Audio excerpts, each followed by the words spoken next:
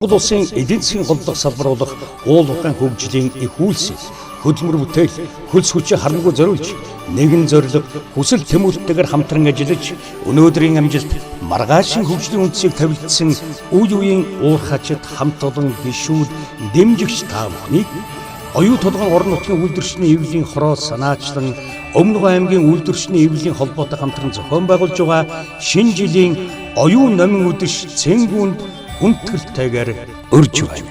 Цэнгүүнд урилгаар Монгол улсын ардын жүжигчин Чимэл Цэе, Монгол улсын гавьяа жүжигчин Сосор Барам, соёлын тэргүүний ажилтан дуучин Баяр Эрдэнэ нар оролцсон. Уур хаачдын сэтгэлийн галыг хөглөхөөр шинэ залуу үеийн цоглог дуучид хамтлаг болон өвлийн өвгөн засан охид хурн чуулах болно. Оюун номын үдэш Цэнгүүнд 2025 оны 12 дугаар сарын 10-ны өдөр 12 дугаар сарын 23-ны өдөр 2 удаа зохион байгуулагдав. Хаяг зайсан хэл зогсдмрын нэг давхрын ресторанд 18 цагаас эхлэхийг мэдэгдэж байна.